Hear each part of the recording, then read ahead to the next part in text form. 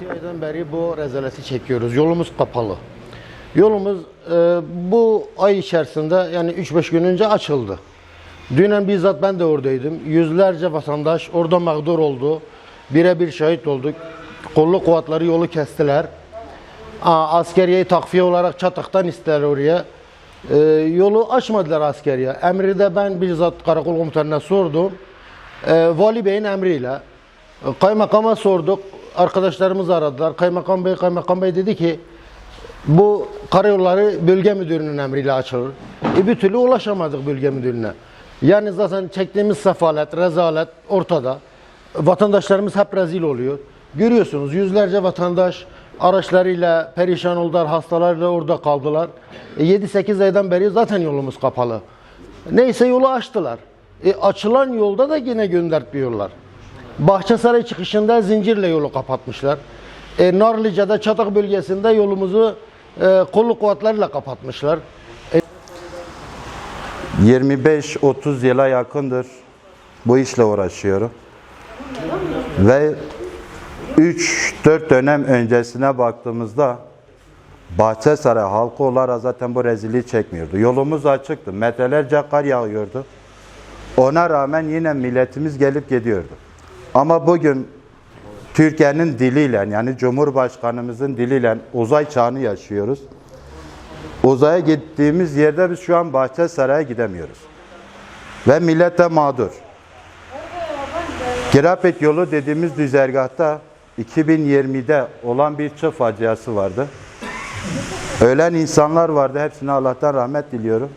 Ama bu anlama gelmiyor ki Türkiye'de bütün yollarda veya bütün coğrafi kesimlerde çığlar oluyor. Millet ölüyor, trafik kazaları oluyor, uçaklar düşüyor. Hiçbir yerin yolu kapanmadı. 2020'den beri her kış başlangıcında bizim bu yolumuzu kapatıyorlar. Ve bize bu rezilliği çektiriyorlar. Bizim halkımız mağdur. Yine bu yıla geldiğimizde 20 gün öncesinde bir çalışma oldu. Girapet düzergahı üzerinde. 20 güne yakın bir çalışmamız var orada. Yani devlet çalışıyor daha doğrusu ama dün yol açıldı. Bizim şoför arkadaşlar, vatandaşlarımız orada gitti. Yol açıktır dediler. Ama saat 12'ye kadar yine vatandaşlarımız orada bekletildi. Ve şoför arkadaşlarımıza kelepçeler vuruldu. Kolluk kuvvetler olsun, karakol komutanı olsun, oradaki vatandaşa yeterince zulüm yapıldı. Tekrardan gece 12'de o arkadaşlarımız, oradaki vatandaşlarımız saat 3 gibi tekrardan dönüp Hizan yolunda Bahçesaray'a gittiler. Biz de buna karşıyız. Kooperatif başkanı olarak SS 53 nolu Mutlu Taşlar Kooperatifi olarak biz Hizan'da araç çıkarmıyoruz. Yasak olduğunu da biliyoruz. Gereken ne varsa yapılsın ama Hizan yolunda biz araç çıkarmayacağız. Bahçesaraylıyım. Şu anda da evim Van'da ikamet etmeme rağmen Bahçesaray ilçe müftülüğünde memurum. İmamlık yapmaktayım orada.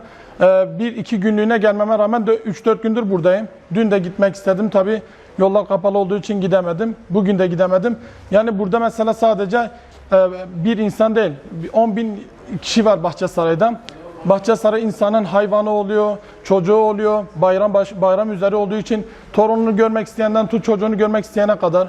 Yani başka memurlar mesela. Atıyorum ben burada imam olarak gitmesem müftülük mağduriyeti halka değil, valiliğe değil bana söylüyor. Ben mağdur olduğum için yani bunun giderilmesini istiyorum. Yani 1 gün 2 gün değil toplam 6 ay boyunca. Türkiye'nin hangi ilinde bir ilçeden merkeze 6 saat sürüyor olabilir acaba? Yani bu 1-2 saat değil toplam 6 saat. Toplam 100 kilometreye 6 saatte kat ediyoruz. Yani bunu gerçekten kabul etmiyoruz. Yani gereğini yapılmasını istiyoruz. Abi 3 gündür buradayım. Benim 2 tane çocuklarım var. Hayvanlarım köyde sahipsiz kalmış. Kimse bakacak kimsem yok. Ben kredi geçirmiştim zaten hastaneden geliyorum. Abasının üzerine geliyorum. Kimse yok. Benim çocuklarım yanımda korumacı olarak benim kolumu tutuyor. Beni gezdiriyor. Başka da gezemem. 3 gündür burada bekliyorum. Ben diyorum ki gidip Evime, hayvanlarıma, çocuklarıma konuşmak istiyorum. Ben valiye, kaymakama diyorum, rica ederim. Böyleleri alsın, bu halk perişan oldu, rezil olduk. Burada kimin cebinde para var, kimin parası yok. Herkes burada perişan oldu, rezil oldu ya. Ama ben öyle diyorum, başka bir şey ne diyorum. Bursa'dan geliyorum.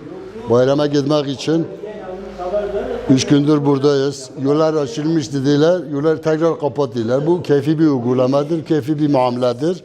Milleti bilerek aziyet ediyorlar. Bu millet bunu hak etmiyor. Bu millet keyfi uygulamadır. Millet bunu hak etmiyor. Burada yüzlerce öğrenci var. Dışarıda gelen var. Bayrama gitmek isteyenler var. Gidemiyorlar. Gelip burada tıkandılar. Yolu izandan üzerinden veriyorlar. 5-6 saatte gidemiyor. Millet perişan oluyor. Ama maddi durumu imkanı olmayan bazı insanlar gidiyor bu yoldan. Millet zahmet çekiyor, zorluk çekiyor. Yazıktır. Bu insanlara böyle bunu yaşatmasınlar. 3 gündür Van'dayım, gidemiyorum. Bayrama da gidemiyorum. Yani bu insanlara yazıktır. Bu halka bunu yaşatmasınlar.